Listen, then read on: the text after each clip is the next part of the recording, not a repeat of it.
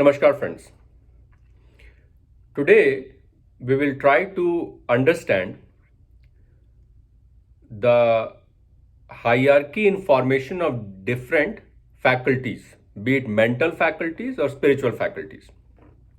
The main motive here is to understand how to get rid of things that we are not, that appear to be defining our existence in this material world. So let's first come to the two kinds of souls, the Nitya Mukta and Nitya Baddha. The Nitya Mukta, Nitya means daily, Mukt means free, are the souls who have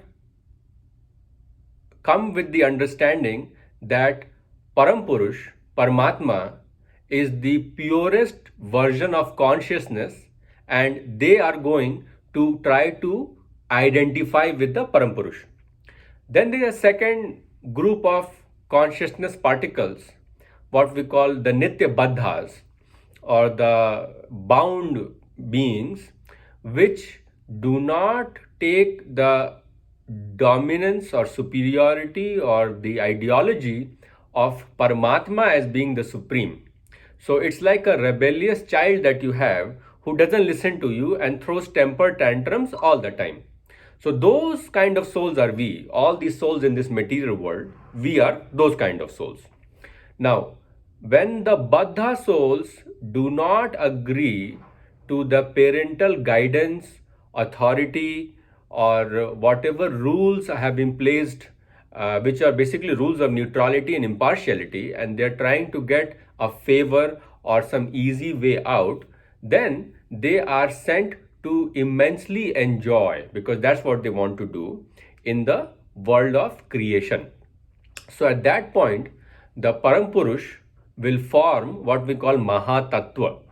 Mahatattva is the primordial strata in which creation or Srishti will happen.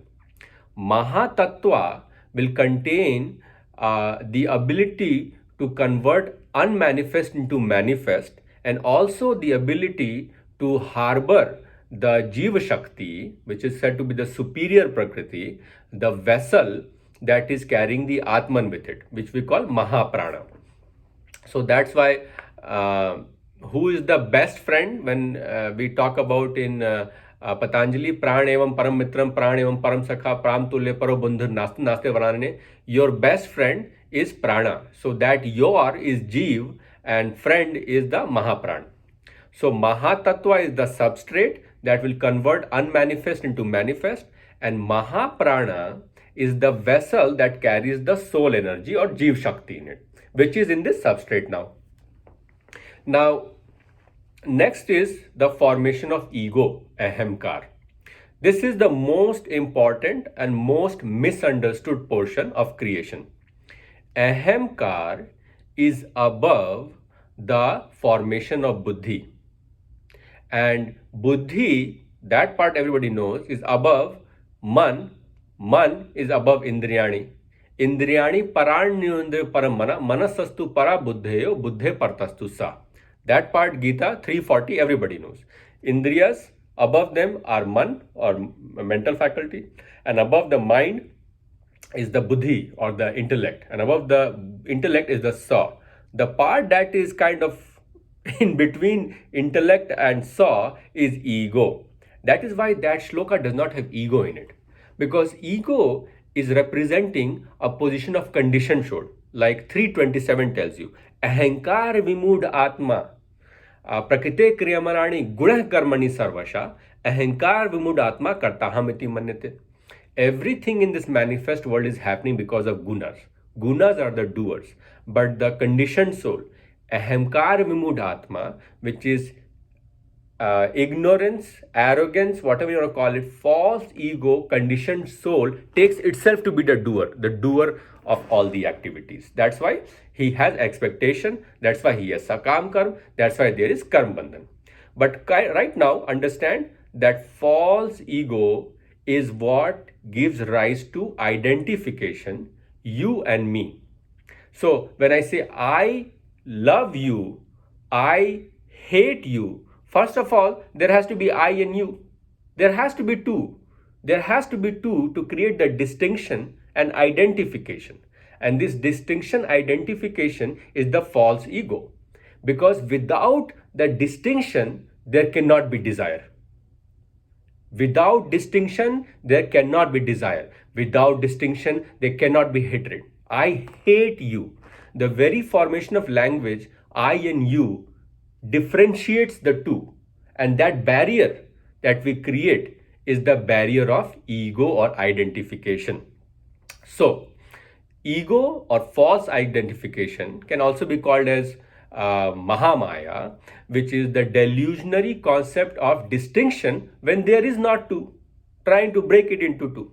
And that is how you will enjoy. If you want to enjoy as a boy making love to a girl, or as a hungry person making love to the food, or as a person craving for the senses to get attached to the object of sensual gratification, there has to be two. In one, there cannot be enjoyment. The cake cannot enjoy the cake itself. The cake has to be enjoyed by the eater of the cake. So the cake has to be distinguished as different from the individual who eats the cake.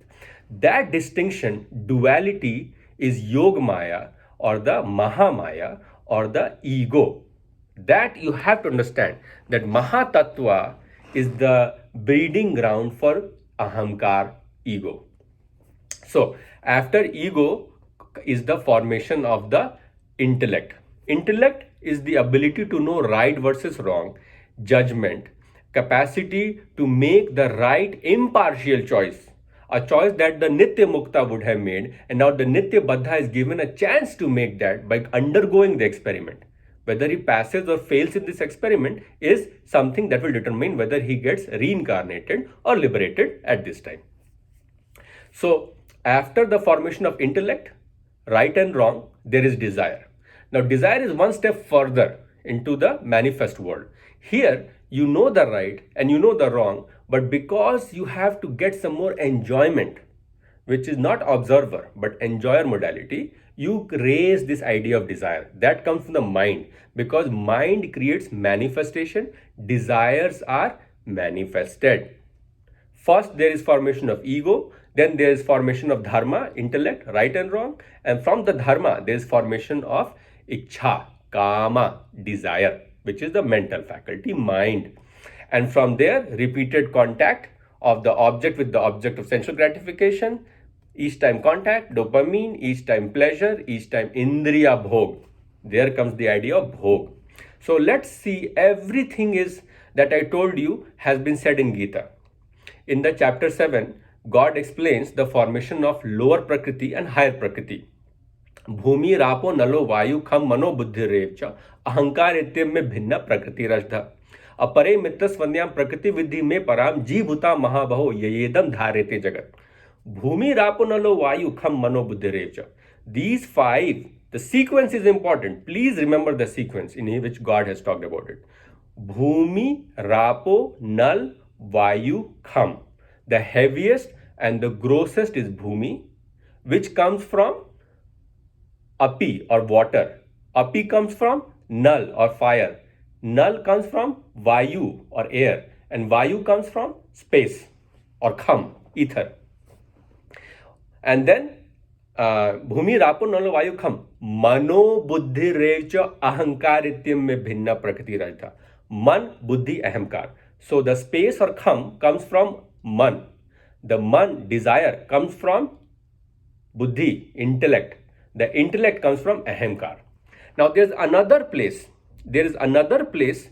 This is the lower Prakriti, by the way. The superior Prakriti is the Jeev Shakti, which is the Nityabadh souls coming here in the vessel of prana, which is the substrate that carries the Jeevs while it is floating in the Mahatattva. So another place, Shlok 340, Indriyani paranunande para mana manasastu para buddhayo buddhe partastu sa.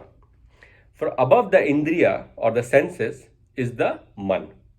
Above the Man is the Buddhi.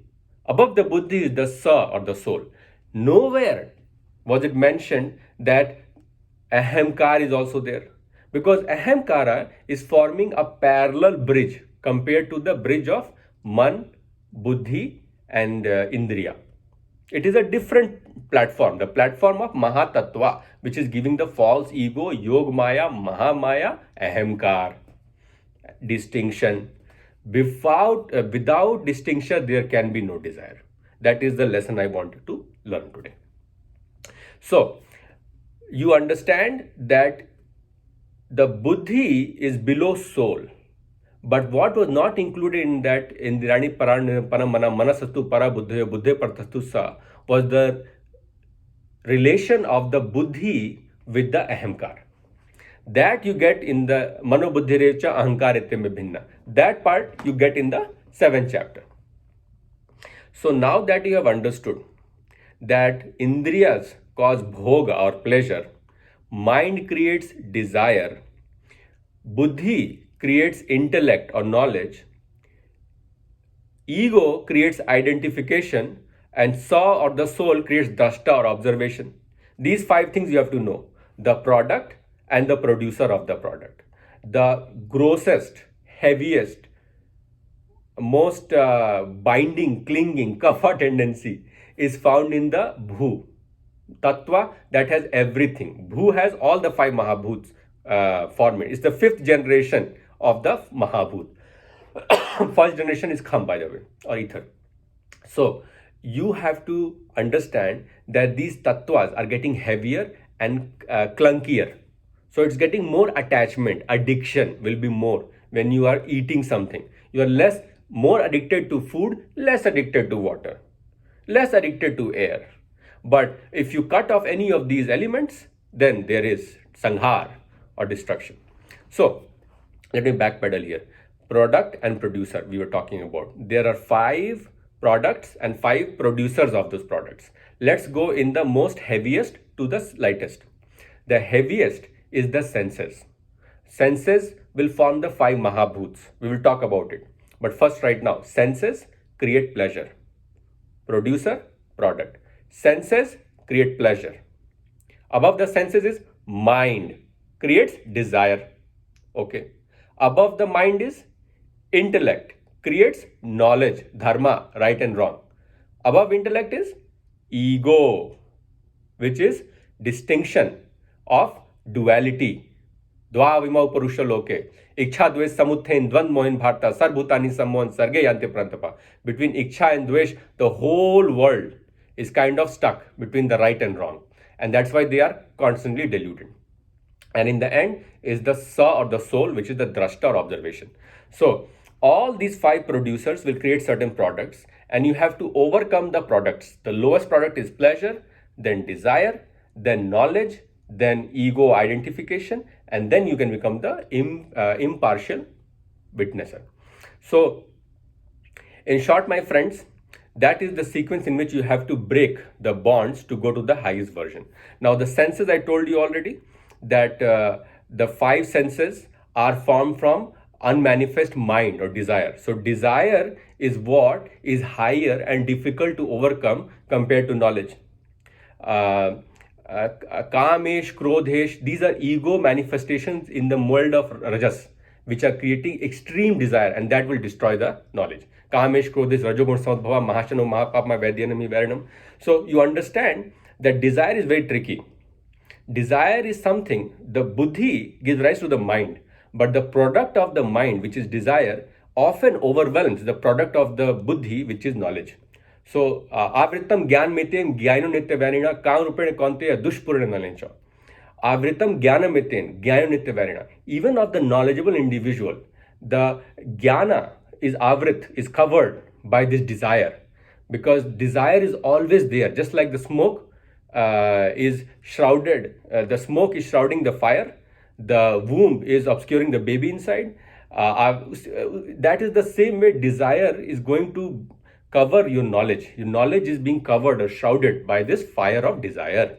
So very interesting to know that although the intellect has given rise to the mind, the product of the mind, desire, often disturbs and disrupts the product of the intellect or gyan. So gyan has to be preserved at all the costs. That is the important lesson to learn here. And again, the formation of man or mind manifest unmanifest gives rise to the manifest world, starting from space. That is why that shloka is very important in the sequence. Bhumi rapanalo vayu kham, mano buddhi revcha ankarite mena. Man is giving rise to kham. Mind, which is unmanifest, is giving rise to manifest space, vacuum, which is the subtlest of the Mahabhut. More subtle than the space, nothing. More grosser than the space, air. More grosser than air, fire. More grosser than fire, water. More grosser than water, Bhumi. Bhulok. That's why we are Bhuklok. The extreme pleasure lok that you can get in a manifest material world is Prithvi Lok. Nowhere else to go, my friend. You are in the highest level of pleasure seeking abode, which is Bhulok, if you want to talk about material world. Otherwise, Swarglok is for the bhogas, but material pleasures are not there. Those are more like unmanifest spiritual pleasures. So, to sum it up, there are 5 products and 5 producers of those products. You have to know what are those 5 producers and what their products are, and then slowly overcome those products, the products of pleasure, desire, knowledge, false ego identification. Then you will find your real true form, which is the Nityamukta, which is living in the Vaikunt Lok, not in the 7 lokas here, which are bouncing back and forth because of their Nitya Baddha or bound nature to the sensualities. More experience of pleasure, more experience of desires, getting more out of life. And in the process, they're getting even less and less. So try to understand those 5 producers and the 5 products to overcome those 5 products to get to your eventual role. And also understand that ego is higher than buddhi. And that is why we are constantly fighting this fight. We always say rest in peace when someone dies. We never say rest in pleasure. Because if you die, you are going to not have a body and the senses. So there's nothing to enjoy. The only thing you can enjoy is peace and tranquility, which is in the unmanifest world. And if you have always been living in the pleasure world, always accumulating more, eating more, doing more sensual things, then once you don't have the body, you will only crave. One who has lived for pleasure will die in craving. One who has lived in peace will rest in peace. So to rest in peace, it's very important that you do things which are done at the level of intellect or dharma, not at the level of mental desires or pleasures of the senses, because then you're always accumulating and all these things will left here, you will never remain in peace. So to rest in peace, you have to live in peace, not in pleasure. When you live in pleasure, you die in craving. So my friends, I hope you like this lecture and try to use these 5 producers, 5 product, rest in peace, rest in pleasure concepts to decide what is right versus wrong, so that you can go further, and from Nitya Baddhas, you can become Nitya Muktas by using the power of the gunas. Jai Shri Ram.